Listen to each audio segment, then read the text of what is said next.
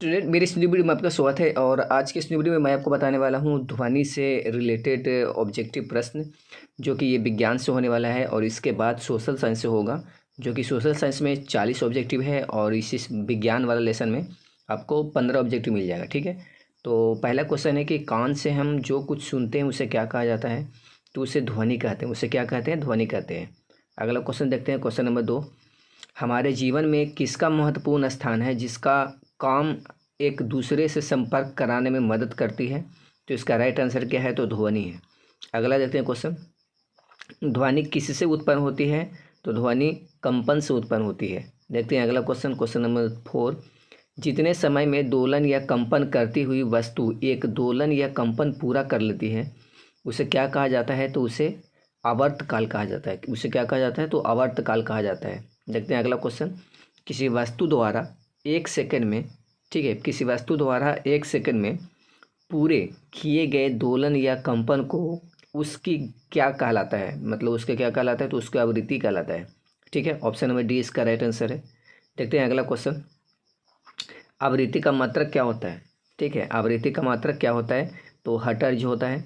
अगला देखते हैं क्वेश्चन, ध्वनि में किस में गमन कर सकती है? ध्वनि किस में गमन कर सकती है? तो ध्वनि इनमें से सभी, यानी ठोस में, द्रव में, गैस में, इस सब में गमन कर सकती है। अगला क्वेश्चन है, अप्रिय ध्वनि को क्या कहा जाता है? तो अप्रिय ध्वनि को शोर कहा जाता है। ठीक है, अप्रिय ध्वनि को क्या कहा जाता है? तो शोर कहा जाता है। अगला है, वातावरण में अत्यधिक अवांछित शोर को क्या कहा जाता है? तो उसे प्रदूषण कहा जाता है। अगला है, ध्वनि को हम जिस ज्ञानेंद्रियों द्वारा सुनते हैं उसे क्या कहा जाता है? तो उसे कान कहा जाता है। उसे क्या कहा जाता है? तो उसे कान कहा जाता है। अगला है, कान मुख्यतः कितने भागों में बटा होता है? तो 3 भागों में बटा होता है। कितने भागों में? तो 3 भागों में। कान के मध्य भाग में पतली झिल्ली रहती है जिसे क्या कहा जाता है? तो उसे कर्णपटह कहा जाता है। अगला देखते हैं क्वेश्चन, अश्रव्य ध्वनि कहलाते हैं तो 20 हर्ट्ज से कम आवृत्ति वाले अश्रव्य ध्वनि कहलाते हैं। अगला देखते हैं क्वेश्चन, प्रति सेकंड होने वाले दोलनों की संख्या को क्या कहा जाता है? तो उसे आवृत्ति कहा जाता है। देखते हैं अगला क्वेश्चन, जब किसी कंपित वस्तु का आयाम अधिक होता है तो इसके द्वारा उत्पन्न ध्वनि क्या कहलाती है? तो क्या कहलाती है? तो सी, यानी प्रबल कहलाती है। अब देखते हैं अगला लेसन। अगला लेसन का नाम है संसाधन। ठीक है, ये जो कि भूगोल से होने वाला है। अब ये सोशल साइंस यहाँ से चालू हो गया। एक लेसन विज्ञान का बच रहा है जो कि अगले मतलब कि शनिवार को वो मिल जाएगा। तो पहला क्वेश्चन, संसाधन क्या होते हैं? तो सभी जीव जंतुएं, वस्तुएं एवं पदार्थ संसाधन कहलाती है। अगला है, संसाधनों का मूल्य अभिव्यक्ति किस प्रकार से किया जाता है? तो इसका राइट आंसर है जंगल की लकड़ी से फर्नीचर बनाना। अगला है, नवीकरणीय संसाधन की पुनः पूर्ति कैसे संभव है? तो इसका राइट आंसर है प्राकृतिक प्रक्रियाओं से। देखते हैं अगला क्वेश्चन, समुद्र तट से कितनी दूरी तक के क्षेत्र को राष्ट्रीय संपत्ति माना जाता है? तो इसका राइट आंसर है 19.2 किलोमीटर तक के। ठीक है, अगला देखते हैं, अफ्रीका के कौन से देश में सोना पाया जाता है? तो अफ्रीका के कौन से मतलब कि जगह होगा, यहाँ पर राज्य होगा जो भी, तो आइवरी कोस्ट। ठीक है, आइवरी कोस्ट के, ठीक है, यहाँ पे क्या पाया जाता है? तो सोना नो गयाना में सोना पाया जाता है। ठीक है, इसका ऑप्शन गलत हम पढ़ रहे थे, गयाना में सोना पाया जाता है। देखते हैं अगला क्वेश्चन, थोरियम किस प्रकार के संसाधन का उदाहरण है? तो अनवीकरणीय संसाधन का उदाहरण है। अगला, संसाधन निर्माण के लिए क्या आवश्यक है? तो उपयुक्त सभी, यानी तकनीक, आवश्यकता, ज्ञान, तीनों आवश्यक है। ठीक है, देखते हैं अगला क्वेश्चन। अगला क्वेश्चन है, प्राकृतिक संसाधन का संरक्षण क्यों जरूरी है? क्योंकि इनका भंडार सीमित है, इसलिए। संसाधनों को किस आधार पर 2 प्रकारों में विभाजित किया जाता है? तो विकास और उपयोग के आधार पर। देखते हैं अगला क्वेश्चन, भूमि और जल किस प्रकार के संसाधन है? तो ये है प्राकृतिक संसाधन। कैसा है? तो प्राकृतिक संसाधन है। नवीकरणीय संसाधन में कौन शामिल होता है? मतलब कौन सा शामिल होता है? ये लिखा हुआ है कौन शामिल होता है, तो सौर ऊर्जा शामिल होता है। अगला है, समुद्री जल से कौन सा संसाधन प्राप्त होता है? तो नमक प्राप्त होता है। अगला है, कोयला और लोहा किस प्रकार के संसाधन है? तो अनवीकरणीय संसाधन है। देखते हैं अगला क्वेश्चन, प्राकृतिक संसाधनों की असमानता के कारण क्या होता है? क्या है मतलब कि असमानता के क्या कारण है? तो भूमि की बनावट। अगला देखते हैं, किस संसाधन का पुनः प्राप्त होना मुश्किल है? तो कोयला का।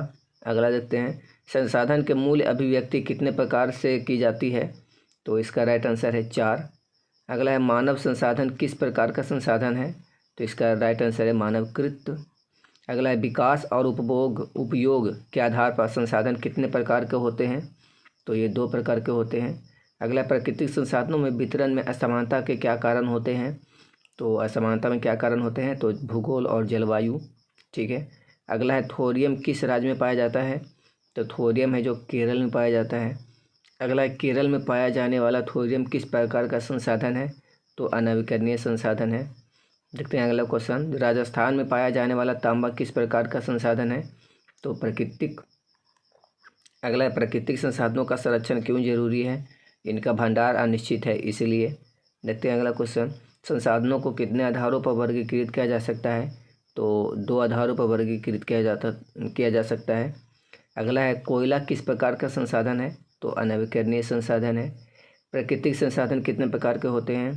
तो 2 प्रकार के होते हैं। क्या समुद्र में पाए जाने वाले जल जीव संसाधन है? तो हाँ, संसाधन है। अगला है, प्राकृतिक संसाधनों के 2 प्रमुख मुख्य वर्ग क्या हैं? तो इसका राइट आंसर नवीकरणीय और अनवीकरणीय। देखते हैं अगला, संसाधनों का संरक्षण क्यों आवश्यक है, क्यों महत्वपूर्ण है? तो अगले पीढ़ियों के लिए। मृदा संसाधन किस प्रकार का संसाधन है? तो नवीकरणीय संसाधन है। प्राकृतिक संसाधनों का कौन सा प्रकार सौर ऊर्जा है? तो इसका राइट आंसर नवीकरणीय। अगला है, समुद्र तट के कितने किलोमीटर तट के क्षेत्र पर देश का अधिकार है? तो इसका राइट आंसर है 200 किलोमीटर तक के। समुद्र से प्राप्त होने वाले कौन से प्राकृतिक संसाधन है? तो नमक और मोती प्राकृतिक संसाधन है। किसी संसाधन के लिए जो तकनीक की आवश्यकता होती है वह किस प्रकार का संसाधन है? तो वो मानवकृत संसाधन है। अगला, संसाधन निर्माण के लिए कौन सा कारक आवश्यक है? तो इसका राइट आंसर सभी, यानी शिक्षा, धन, तकनीक। ठीक है। अगला है, अफ्रीका के किस देश में गोंद पाया जाता है? तो इसका राइट आंसर है सूडान। अगला, वहाँ पे पहले भी देश ही होगा, मैं कुछ गलत बोल दिया था वहाँ पे। ठीक है, फिर भी जगह बोलना वो भी सही है। प्राकृतिक संसाधनों की कितनी प्रमुख श्रेणियाँ होती है? तो इसका राइट आंसर है 2। ठीक है। अगला है, संसाधन के मूल्य की अभिव्यक्ति के कौन सा मानक प्रयोग किया जाता है? तो इसका राइट आंसर है धन। अगला है, संसाधनों के संरक्षण के लिए कौन सा उपाय सही है? तो इसका राइट आंसर है पुनर्चक्रण। अगला है, और ये लास्ट है, प्राकृतिक संसाधन किस आधार पर 2 प्रकारों में विभाजित होते हैं? तो इसका राइट आंसर है विकास और उपयोग। तो पहले इसमें हम जो साइंस बताए थे वो बताए थे 1 से लेके 15 तक, मतलब 1 से लेकर 15 तक। तो उसका काउंटिंग 1 से लेकर 15 तक ही लिखना। और फिर ये वाला सोशल साइंस में जो भूगोल चालू किया संसाधन लेसन से, इसमें काउंटिंग है 1 से 40 तक। तो इसमें 1 से 40 तक ही काउंटिंग लिखना, काउंटिंग मत बदलना, नहीं तो आंसर बोलने में दिक्कत होगा। ठीक है, थैंक यू।